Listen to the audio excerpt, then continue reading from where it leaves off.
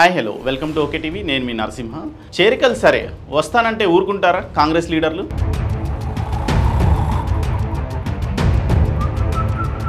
BRS party నుంచి వరుస చేరికలు తెలంగాణ కాంగ్రెస్లో దూకుడుగా ఉంది. సరే, మరి ఈ దూకుడు సొంత పార్టీ వాళ్ళు తట్టుకోగలరా అంటే జగిత్యాల ఎమ్మెల్యే సంజయ్ని చేర్చుకోవడం బీఆర్ఎస్ పార్టీకి షాకే కావచ్చు. అదే సమయంలో కాంగ్రెస్ సీనియర్ లీడర్ జీవన్ రెడ్డికి కూడా షాకే. భవిష్యత్తులో ఇలాంటి షాకులు చాలామంది చూడబోతున్నారు. చాలామంది నేతలు బీఆర్ఎస్ పార్టీని ఖాళీ చేయాలంటే కాంగ్రెస్ నేతలు కూడా త్యాగం చేయక తప్పదంటున్నారు సీఎం రేవంత్ రెడ్డి.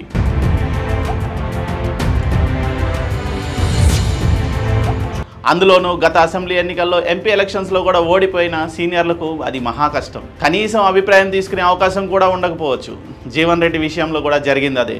జీవన్ రెడ్డికి కనీసం సమాచారం ఎందుకు ఇవ్వలేదు? ఇది పెద్ద ప్రశ్నగానే మిగిలింది. ఇదే సంకేతం కూడా ఇకపై పార్టీలో చేరికలు కొనసాగుతాయి, వాటన్నిటికీ చెప్పాల్సిన అవసరం లేదు అనే సంకేతాన్ని పంపినట్టు తెలుస్తుంది. అంత పెద్ద సీనియర్ లీడర్కు ఒక్క మాట కూడా చెప్పకపోవడం ఏంటి? జీవన్ రెడ్డి అన్నట్లు ఇక ఆయన అవసరం లేదు అని చెప్పకనే చెప్పినట్ల, లేదంటే పార్టీ చేరికల విషయాన్ని లీక్ చేయకూడదని సీఎం రేవంత్ రెడ్డి అనుకున్నారు. చేరికలకు సంబంధించి ఏ మాత్రం లీకులు బయటికి రావచ్చినా కేసీఆర్ అలర్ట్ అవుతున్నారని, అందుకే పోచారం శ్రీనివాసరెడ్డికి కూడా చేరిక సమయంలో కూడా బాన్సువాడలో కాంగ్రెస్ నాయకులకు రోడ్లపైకి వచ్చిన ఆందోళన చేసిన పార్టీ పట్టించుకోని పరిస్థితి.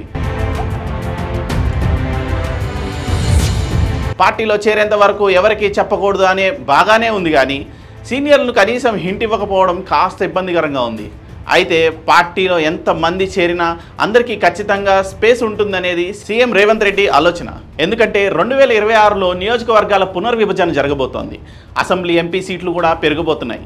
సో బీఆర్ఎస్ ఎమ్మెల్యేలతో కాదు, ఆ పార్టీలో ఓడిపోయిన సీనియర్లు చేర్చుకున్నా కూడా పెద్దగా నష్టం లేదనేది తెలుస్తూ ఉంది. కానీ ఇదే విషయాన్ని కాస్త స్మూత్గా హ్యాండిల్ చేస్తే బాగుంటుందని అభిప్రాయం వ్యక్తపరుస్తున్నారు.